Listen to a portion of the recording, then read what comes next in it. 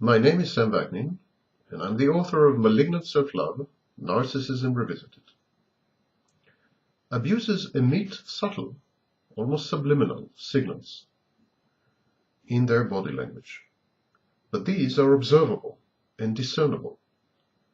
Learn to read the abuser's body language, and save yourself a world of trouble and of hurt.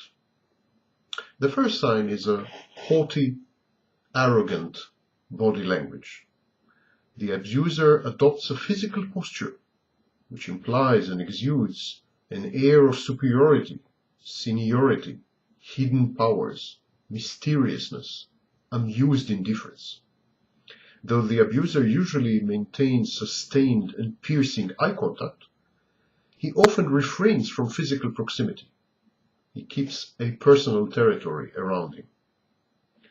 Abusers take part in social interactions, even mere banter, but they do so condescendingly, from a position of supremacy and for magnanimity and largesse. Even when the abuser feigns gregariousness, he rarely mingles socially. He prefers to remain the observer or the lone wolf. The second sign is entitlement marker. Abusers immediately ask for special treatment. They don't want to wait their turn. They want to have a longer or shorter therapeutic session. They want to talk directly to authority figures and not to assistants or secretaries. They want to be granted special payment terms. They want to enjoy custom-tailored arrangements. This goes well with the abuser's alloplastic defenses, his tendency to shift responsibility to others or to the world at large for his own needs, failures, behavior, choices, mishaps, missteps. The sentence most beloved on abusers is, "Look what you made me do." The abuser is the one who vocally and demonstratively demands the undivided attention of the head waiter in a restaurant, or monopolizes the hostess, or latches on to celebrities in a party. The abuser reacts with rage and indignantly when denied his wishes, and when treated the same as others, whom he always deems inferior. Abusers frequently and embarrassingly dress down service providers, such as cab drivers. The next sign is idealization followed by devaluation. Abusers instantly idealize or devalue their interlocutors. They flatter, adore, admire, and applaud the target in an embarrassingly exaggerated and profuse manner. Or, when rebuffed, they sulk, they abuse and humiliate her. Abusers are polite only in the presence of a potential would-be victim, a mate, a collaborator, in other words, a source of narcissistic supply.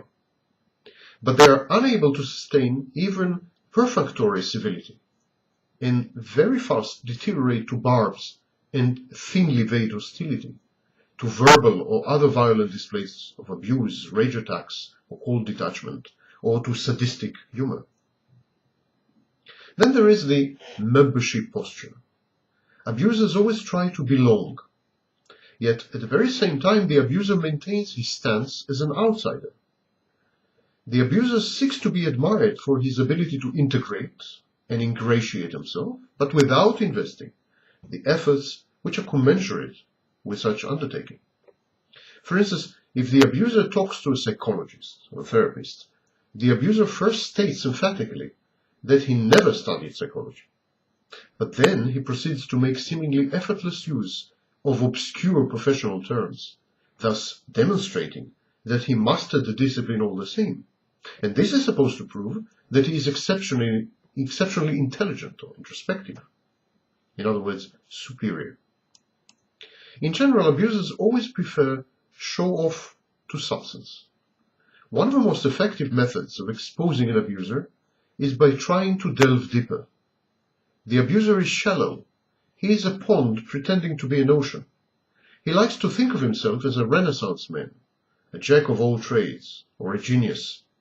Abusers never admit to ignorance or to failure in any field. Yet typically they are ignorant and they are losers. It is surprisingly easy to penetrate the gloss and the veneer of the abuser's self-proclaimed omniscience, success, wealth, and omnipotence. Abusers brag and boast. They do so incessantly. An abuser's speech is peppered with I, mine, myself, and mine. This is called pronoun density. Abusers describe themselves as intelligent or rich or modest or intuitive or creative, but always excessively, always implausibly, always extraordinarily so. The abuser's biography sounds unusually rich and complex. His achievements are incommensurate with his age, with his education, or with his renown. Yet his actual condition is evidently and demonstrably incompatible with his claims. Very often the abuser's lies or fantasies are easily discernible. He always name drops and appropriates other people's experiences and accomplishments as his own. Abusers use emotion-free language. They like to talk about themselves and only about themselves. If the abuser is not interested in others or in what they have to say, he shows it. He is never reciprocal. He acts disdainful, even angry, if he feels an intrusion on his precious time. In general, abusers are very impatient, easily bored, with strong attention deficits, unless and until they become the topic of discussion. One can dissect all aspects of the intimate life of the abuser, providing the discourse is not emotionally tinted. If asked to relate directly to his emotion, the abuser intellectualizes, rationalizes, speaks about himself in the third person and in a detached scientific tone, or composes a narrative with a fictitious character in it, suspiciously autobiographical. Most abusers get enraged when required to delve deeper into their motives, fears, hopes, wishes, and needs. They use violence to cover up their perceived weakness and sentimentality. They distance themselves from their own emotions and from their loved ones by alienating and hurting them. Finally, abusers are serious. They are dead serious about themselves. The abuser may possess a fabulous sense of humor, scathing and cynical, but rarely is he self-deprecating. The abuser regards himself as being on a constant mission, whose importance is cosmic and whose consequences are global. If the abuser is a scientist, he is always in the throes of revolutionizing science. If he is a journalist, he is in the middle of the greatest story ever. If he is an aspiring businessman, he is on the way to concluding the deal of the century.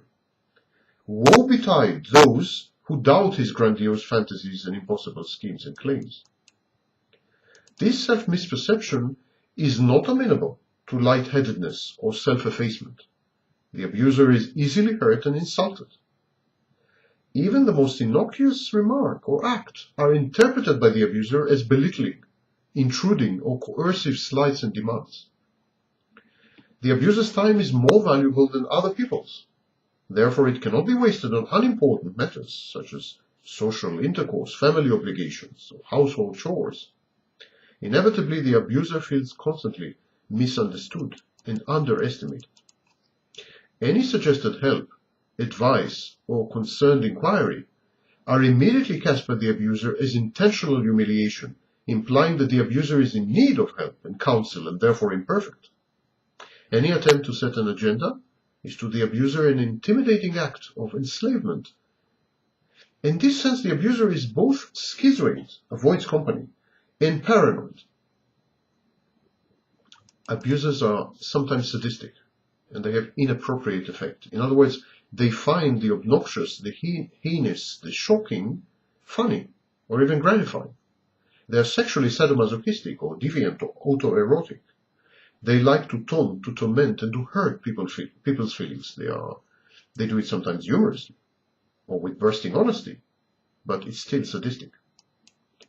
While some abusers are stable and conventional, others are antisocial, and their impulse control is flawed.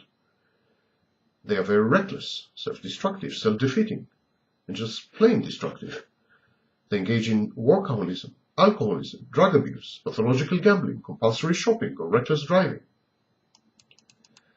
Yet these, the lack of empathy, the aloofness, the disdain, the sense of entitlement, the restricted application of humor, the unequal treatment, the sadism, and the paranoia, do not render the abuser a social misfit.